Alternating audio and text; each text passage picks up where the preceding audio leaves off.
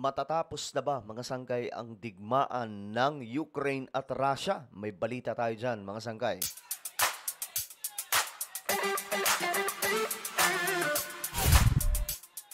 Yo guys, what's up? Magandang oras po sa inyong lahat. At ito nga, pag-usapan po natin ngayon mga sangkay ang patungkol dito sa talagang namang usapin.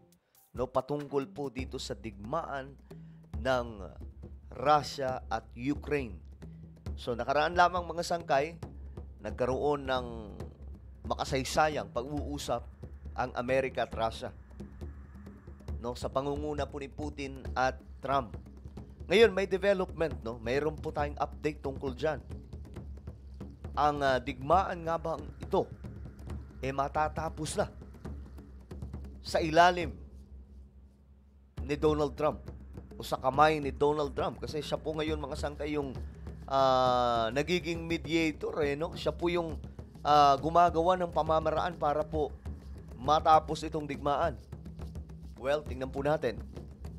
Anyway, bago tayo magtuloy-tuloy, paki-subscribe po muna yung ating YouTube channel. Tayo na nga po ay nakarating na sa 1.55 million subscribers. Sa mga hindi pa po dyan nakakapag-subscribe at gustong mapabilang sa dumaraming mga solid sangkay, makikita nyo po yung subscribe button sa baba ng video na to. I-click nyo lamang po yung subscribe, i-click ang bell, at i-click nyo po yung all. Sa mga nanonood po sa Facebook, i-follow nyo po yung ating Facebook page. Okay. Ito ang balita kasi ngayon. Mayroon kasing mga kasunduan.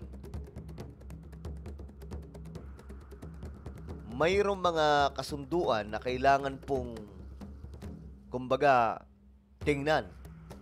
Kasi hindi po basta-basta itong si Putin hihinto sa digmaan. Kasi nandun na kumbaga, nasa momentum na At any moment, pwede na nilang matalo ang Ukraine. Bagamat hirap na hirap po sila sa Ukraine lang.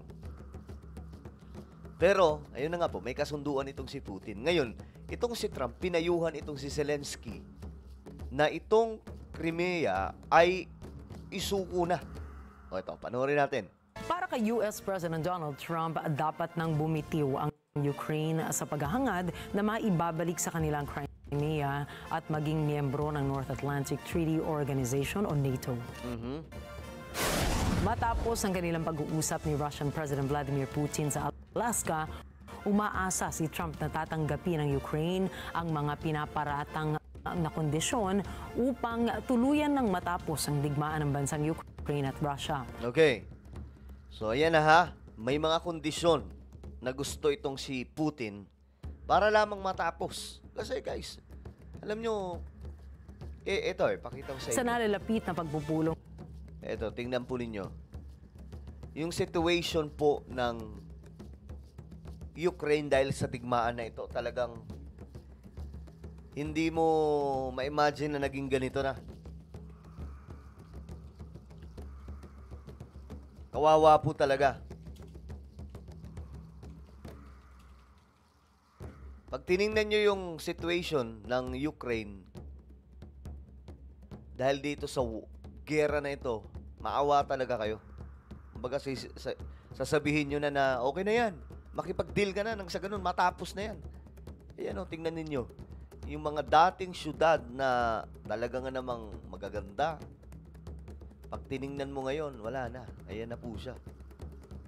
Ghost town or ghost city na ang meron mga sangkay. Ito na yung itsura, oh. Ito nga, oh. Makikita ninyo mga sangkay yung yung grabe tong lugar na to. Naging na. Tinubuan na po ng mga punong kahoy dahil nga po wala na na napasabog na dahil nga sa digmaan na ito. So ngayon, kumbaga, ito na yung chance na matatapos na itong gera. Kaya nga lang, hindi ganun kadali kasi kailangan dito ng mga kondisyon. Sa nalalapit na pagpupulong sa White House kasama sina Ukrainian President Volodymyr Zelensky at ang mga European leaders, ilalahad ng kampo ni Trump ang mga kompromiso ukol sa napag-usapang tigil putukan. They're going to set up a meeting now between President Zelensky and President Putin, and myself, I guess, you know. Okay, so tatlo sila magmi-meeting dito. Si Putin, si Zelensky, si Donald Trump. I didn't ask you about it. Not that I want to be there, but I want to make sure it gets done. We agreed on a lot of points. I mean, a lot of points we're agreed on. But there's not that much. There's, you know, one or two pretty significant items, but I think they can be reached. Now it's really up to President Zelensky to get it done. So, nasa kamay pala ito ng Ukraine. Kung papayag ang Ukraine sa mga kondisyones ni Putin, tapos ang gera. Yun na yun. Ito na ang magsasalba sa dalawang bansa na patuloy na nasa sigalot. Ibang klase din po yung nagawa ni Donald Trump. No? Pambihira.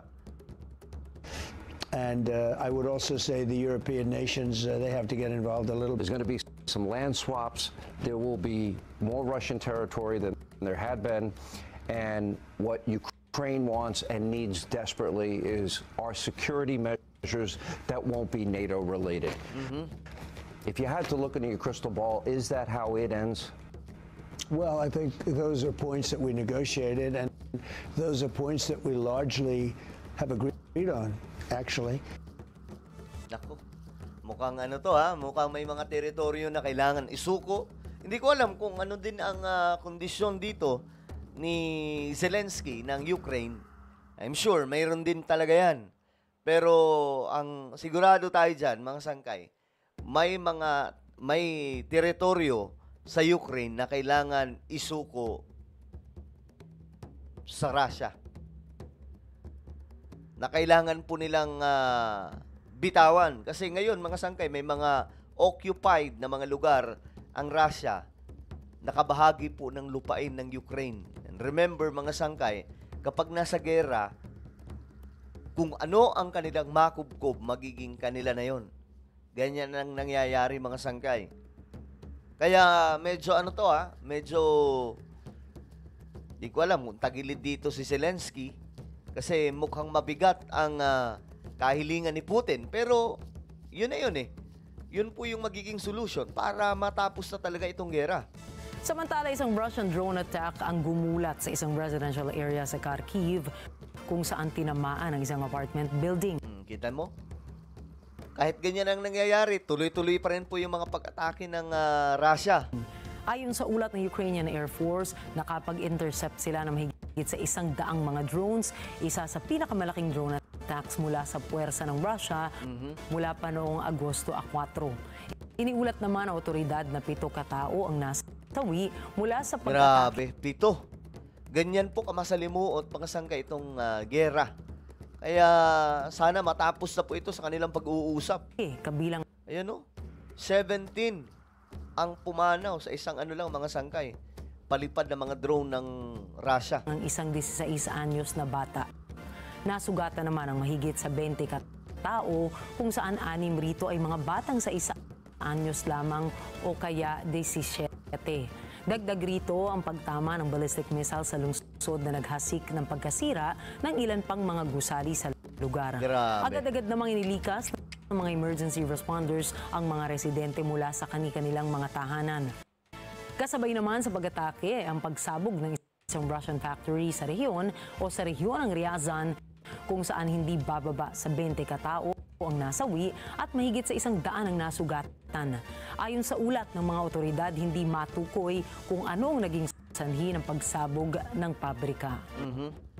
So ayan, mga sangkay, yung nangyari, tuloy-tuloy, Kahit pa may mga, kumbaga, may mga development, tuloy pa rin po talaga yung digmaan na ito. Kasi hanggat hindi po talaga nagkakaroon ng official ending ang digmaan na ito, wala pong titigil dyan.